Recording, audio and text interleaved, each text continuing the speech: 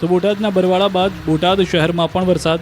બોટાદ શહેરના Bhavnagar road, Paliyad road, station road સહિતના વિસ્તારોમાં મોટાભાગમાં વરસાદ જોવા મળ્યો છે. ભારે વરસાદથી ખેડૂતોના ઊભા પાકમાં થઈ શકે છે નુકસાન. તો બરવાળા શહેર સહિત તાલુકા પંથકમાં વરસાદથી ખેડૂતોની ચિંતામાં વધારો થયો. કપાસ, તલ, જુવાર સહિતના પાકોમાં મસમોટી નુકસાની વેઠવી પડે તેવી સ્થિતિ સર્જાઈ. તો બરવાળા શહેરમાં રહેણાંક મકાન પર અને પાર્કિંગના ગેટ પર વીજળી પડી. બરવાળા શહેરના ધોલેરિયાપરા વિસ્તારમાં 3 માળના રહેણાંક મકાનના ઉપરના છત પાસેના ભાગ પર તેમજ ઘરના એન્ટ્રી ગેટ પર વીજળી પડતા વિસ્તારના લોકોમાં ભય ફેલાઈ ગયો. વીજળી પડતા આસપાસમાં રહેતા અનેક લોકોને વીજ કરંટ જેવો અહેસાસ થયો. નર્મદા ડેમ ગમે ત્યારે છલકાશે. ડેમ છલકાવાથી માત્ર 9 સેન્ટીમીટર બાકી. ડેમની સપાટી 138.59 મીટર પર પહોંચી. મધ્યપ્રદેશમાં અવિરત વરસાદના પગલે ઓમકારેશ્વર ડેમમાંથી પાણી છોડવામાં આવી રહ્યું હોવાથી નર્મદા ડેમની સપાટી ઝડપથી વધી રહી છે. નર્મદા ડેમની સપાટીમાં 8 કલાકમાં 9 સેન્ટીમીટરનો વધારો થયો છે. સિઝનમાં પ્રથમવાર નર્મદા ડેમની સપાટી 138.55 મીટર પર પહોંચી છે. નર્મદા ડેમ છલકાવાથી માત્ર 13 સેન્ટીમીટર બાકી છે. નર્મદા ડેમની મહત્તમ સપાટી 138.68 મીટર છે.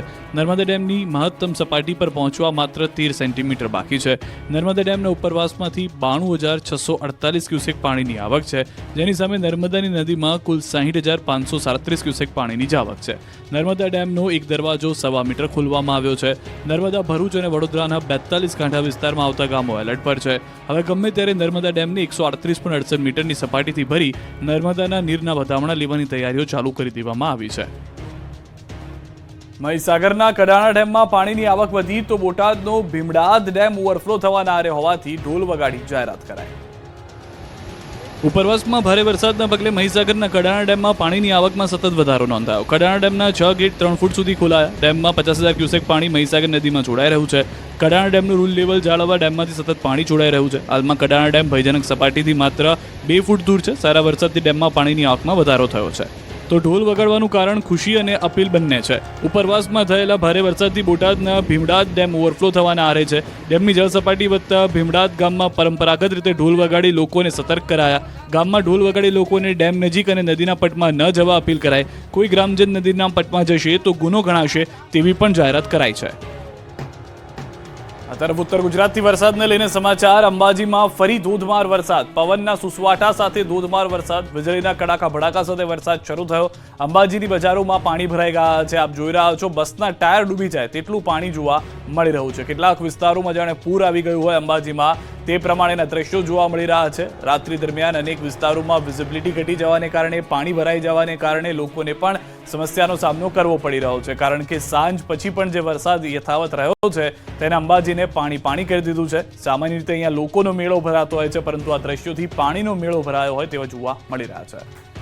સુરેન્દ્રનગરથી સમાચાર. નદીના પ્રવાહમાં ફસાયો યુવક. વાંસલ નદીમાં પ્રવાહમાં ફસાયો યુવક. અચાનક નદીમાં પાણી આવી જતા ફસાઈ ગયો હતો. સ્થાનિકોએ ભારે જહેમત બાદ યુવકનું રેસ્ક્યુ કર્યું. 2.5 કલાકની જહેમત બાદ યુવકને બચાવવામાં સફળતા મળી હતી. સ્થાનિકોએ આ યુવકને અંતે બચાવી લીધો. તો જેતપુરમાં ભાદર 1 ડેમના ગેટ ખોલાતા ભાદર નદીમાં પૂર જેવી સ્થિતિ સર્જાય છે. ભાદર નદીમાં પૂર આવતા એક યુવક પાણીમાં ફસાયો. દરગાહ નજીક બેઠેલો યુવક ફસાતા સ્થાનિકોએ નગરપાલિકાને જાણ કરી. નગરપાલિકા ચીફ ઓફિસર સહિતના અધિકારીઓ નદી કાંઠે પહોંચ્યા હતા. જેતપુર મામલતદાર અને રેસ્ક્યુ ટીમ પણ ભાદર નદીએ પહોંચી છે. બોટ અને દોરડાની મદદથી યુવકનું રેસ્ક્યુ કરવામાં આવ્યું હોવાની જાણકારી મળી રહી છે. અમરેલી પંથકમાં બપોર બાદ વરસાદી માહોલ બરાબર જામ્યો છે. વડિયા પંથકના ગ્રામ્ય વિસ્તારમાં ધોધમાર વરસાદ પડ્યો છે. દ્રશ્યો આપ જુઓ. ગામની વચ્ચોવચ્ચ નદી વહી રહી છે. અરજણસુખ, નાજાપુર, સૂર્યપ્રતાપગઢ સહિતના ગામોમાં વરસાદ વરસ્યો છે. નાજાપુર ગામની મધ્યમાંથી પસાર થતી સ્થાનિક નદીમાં ઘોડાપુર આવ્યું છે. સૂર્યપ્રતાપગઢ ગામે ચેકડેમ ઓવરફ્લો થઈ ગયો છે. સૌરાષ્ટ્રની અંદર પરિસ્થિતિ એ છે કે અનેક વિસ્તારોમાં પૂર જેવા દ્રશ્યો જોવા મળી રહ્યા છે. ન ફક્ત અમરેલીના આટલા વિસ્તાર, પરંતુ અમરેલીના રાજુલામાં પણ ધોધમાર વરસાદ છે. ગ્રામ્ય વિસ્તારમાં વરસાદ. ડુંગરપરડા, સાજણવાવ, માંડલ, કુંભારિયા, રાજપરડા સહિતના ગામોમાં પણ ધોધમાર વરસાદ વરસી રહ્યો છે. આ તરફ અમરેલીના ખાંભા ગીર સહિતના ગ્રામ્ય વિસ્તારોમાં જામ્યો છે વરસાદ. ખાંભાના ગીદરડી, ભાણિયા, ધાવડિયા, પીપળાવમાં વરસાદી માહોલ જામ્યો. તાતણિયા નજીકના ગામોમાં પણ ગાજવીજ સાથે વરસાદ ચાલુ છે. પીપળાવ ગામની શેરીઓમાં સતત વરસાદથી પાણી વહેતા થયા. ખેતીના પાકને સંભવિત નુકસાનની ભીતિ, ખેડૂતો ચિંતિત. અમરેલીના વધુ એક વિસ્તાર ખાંભા ગીર અને ગ્રામ્ય વિસ્તારમાં ગાજવીજ સાથે વરસાદ. ખાંભા શહેરમાં વરસાદથી શેરીઓમાં વરસાદી પાણીના વહેણ. નાનુડી, ઉમરિયા, પીપળવા, દાઢિયાળી સહિતના ગામોમાં વરસાદ. ખાંભા શહેરના મિતિયાળા રોડ પર વરસાદી પાણી વહેતા થયા. તૈયાર પાક પર વરસાદ થતાં ખેડૂતોની ચિંતા વધી ગઈ છે, કારણ કે પહેલા જ અતિવૃષ્ટિ જેવી પરિસ્થિતિનું નિર્માણ સૌરાષ્ટ્રના અનેક વિસ્તારમાં થયું, જ્યાં ખેડૂતોને નુકસાની વેઠવી પડી. હવે પાછોતરો વરસાદ પણ હેરાન કરતો ખેડૂતોને જોવા મળી રહ્યો છે. ગીર જંગલ અને ગીર ગઢડામાં ભારે વરસાદના સમાચાર. વીજળીના કડાકા ભડાકા સાથે ધોધમાર વરસાદ. કોડીનારના ગ્રામ્યમાં પણ ધોધમાર વરસાદ. ભારે વરસાદથી વાહન ચાલકો મુશ્કેલીમાં મુકાઈ ગયા છે. ખેડૂતો ચિંતામાં જીવી રહ્યા છે કે પાકને નુકસાન ન થઈ જાય. લણણીના સમય પહેલા આ પરિસ્થિતિ જ્યારે થઈ છે, ત્યારે ખેડૂતોને મોટા પ્રમાણમાં નુકસાન ન થાય પાકને, તેવી ભગવાનને પ્રાર્થના કરી રહ્યા છે. ગઢડા તાલુકાના ભીમડાદ ગામનો મનહર ડેમ ઓવરફ્લો થયો છે. ઉપરવાસના વિસ્તારમાં સતત વરસાદથી પાણીની આવક થઈ રહી છે. ભીમડાદ, મેઘવડિયા, ગુંદાળા, ગોરડકા, નિંગાળા ગામને એલર્ટ કરાયા છે. ડેમ ઓવરફ્લો થતાં કેરી નદીમાં પાણી વહેતું થયું છે. લોકોને નદીના પટમાં અવરજવર ન કરવા વહીવટીતંત્રએ સૂચના આપી છે. ગામમાં ઢોલ વગાડી લોકોને નદીમાં અવરજવર ન કરવા જાહેરાત કરાઈ છે. ઉત્તર ગુજરાતથી પણ સમાચાર. અરવલ્લીથી સમાચાર મળી રહ્યા છે. ભિલોડામાં ધોધમાર વરસાદ ખાબક્યો. ભિલોડા, લીલચા, ખલવાડ, માંકરોડા, ભવનાથમાં વરસાદ. નીચાણવાળા વિસ્તારોમાં પાણી ભરાયા. ભિલોડા સ્ટેટ બેંક વિસ્તારમાં પાણી ભરાયા. અસહ્ય ઉકળાટ બાદ વરસાદથી ઠંડક પ્રસરી ગઈ. પાછોતરા વરસાદથી ખેતીને પણ નુકસાન થયું હોવાની જાણકારી મળી રહી છે. બોટાદ ગઢડા શહેરનો પવિત્ર રમાઘાટ ઓવરફ્લો થયો છે. ઉપરવાસમાં વરસાદથી ઘેલો નદી બે કાંઠે વહેતી થઈ. રમાઘાટમાં 1 ફૂટ ઉપરથી વહી રહ્યું છે પાણી. ભાવનગરમાં ભારે વરસાદથી જિલ્લાના 9 મુખ્ય જળાશયોમાં પાણીની પુષ્કળ આવક થઈ. શેત્રુંજી ડેમમાં 8,117 ક્યુસેક પાણીની આવક થઈ. શેત્રુંજી ડેમની સપાટી 33 ફૂટ 1 ઇંચ પહોંચી છે. શેત્રુંજી ડેમની ઓવરફ્લો સપાટી છે 34 ફૂટ. ઉપરવાસમાં પડેલ સારા વરસાદને પગલે શેત્રુંજી ડેમમાં નવા નીરની આવક થઈ. જિલ્લામાં સતત ચોથા દિવસે પણ મેઘરાજાએ ધમાકેદાર બેટિંગ કરી. જિલ્લાના મહુવા, ઉમરાળા, વલભીપુર, પાલિતાણામાં ધોધમાર વરસાદ વરસ્યો, ત્યારે શહેરીજનોને પાણીની સમસ્યાથી મુક્તિ મળી. શેત્રુંજી ડેમને ઓવરફ્લો થવા માત્ર 11 ઇંચનું અંતર બાકી છે. તો આ વખતે નવરાત્રીમાં વરસાદ બની શકે છે વિલન. અંબાલાલની ગાજવીજ સાથેની આગાહી. જોકે 9 દિવસ નહીં પડે વરસાદ, તેવું હવામાન વિભાગ કહે છે. નવલા નોરતાને બસ હવે ગણતરીના કલાકો જ બાકી છે, ત્યારે ગુજરાતમાં પણ લગભગ મોટાભાગના સ્થળોએ નવરાત્રીની તૈયારીઓ પૂર્ણ કરી દેવાઈ છે. તેવામાં ખેલૈયાઓ માટે અંબાલાલ પટેલે રાહતના સમાચાર આપ્યા. 9 દિવસ વરસાદ નહીં પડે, જ્યારે શરૂઆતના દિવસોમાં હળવો વરસાદ થઈ શકે, પરંતુ નવરાત્રી પહેલા મેઘરાજા વિઘ્ન બન્યા છે. અમદાવાદમાં વરસી રહેલા વરસાદથી જીએમડીસી ગ્રાઉન્ડમાં પાણી ભરાયેલા છે, જેને લઈ મેદાનમાંથી પાણી અને કાદવ કાઢવાની કામગીરી શરૂ કરી છે. ત્યારે ખેલૈયાઓએ અમદાવાદ વચ્ચે ગરબાનો તોડ કાઢી લીધો છે. સુરતમાં વરસાદમાં ખેલૈયાઓ ગરબે ઘૂમ્યા. પ્રી નવરાત્રીમાં વરસતા વરસાદ વચ્ચે ટ્રેડિશનલ પહેરવેશમાં લોકો ગરબે રમ્યા. નવરાત્રી પહેલા જ અમદાવાદના જીએમડીસી ગ્રાઉન્ડમાં પાણી ભરાયા છે. 2 દિવસથી સતત પડી રહેલા ભારે વરસાદથી ગ્રાઉન્ડમાં પાણી જ પાણી જોવા મળી રહ્યું છે. ગ્રાઉન્ડ નદી બની ગયું છે. જીએમડીસીનું આખું ગ્રાઉન્ડ છલોછલ પાણીથી ભરાયેલું છે. હાલ પાણી ઉલેચવા પંપ ગ્રાઉન્ડ પર લગાવાયા છે. જ્યાં પાણી છે ત્યાં જેસીબી મશીનથી કપચી નાખે છે, પરંતુ પાણી નીકળવાનો કોઈ રસ્તો નથી. જો કપચી હશે તો નવરાત્રીમાં ખેલૈયાઓના પગ છોલાઈ શકે છે. બીજી તરફ હવામાન વિભાગે ખેલૈયાઓ માટે રાહતના સમાચાર આપ્યા. નવરાત્રીમાં વરસાદની શક્યતા નહિવત હોવાનો દાવો કર્યો. નવરાત્રીમાં દક્ષિણ ગુજરાતમાં હળવો વરસાદ થઈ શકે. સૌરાષ્ટ્ર, ઉત્તર ગુજરાતમાં વરસાદની શક્યતા ઓછી છે. બીજી તરફ આવતીકાલથી વરસાદનું જોર ઘટી શકે છે. આ તરફ આગાહીકાર અંબાલાલ પટેલે નવરાત્રીની શરૂઆતના દિવસોમાં રાજ્યના વિવિધ ભાગોમાં વરસાદની આગાહી કરી. નવરાત્રીના મધ્ય દિવસોમાં પણ તડકો પડશે. નવરાત્રીની શરૂઆતમાં ગાજવીજ સાથે હળવો વરસાદ પડશે. ભારે વરસાદ બાદ સુરેન્દ્રનગર પંથકના કોઝવે ધોવા. કપડવંજમાં જેસીબી ફસાયું. સુરેન્દ્રનગર પંથકમાં ભારે વરસાદથી નદીઓ ગાંડીતુર બની છે, ત્યારે સુરેન્દ્રનગરના ગામડાઓમાં નદીઓના પૂર આવતા કોઝવે ધોવાયા. આ તસવીર છે લીંબડીના રાણાગઢ મૂળ બાવળાની. અહીં આવેલ કોઝવે પર પાણી ફરી વળતા લોકો જીવના જોખમે રસ્તો પસાર કરવા મજબૂર બન્યા.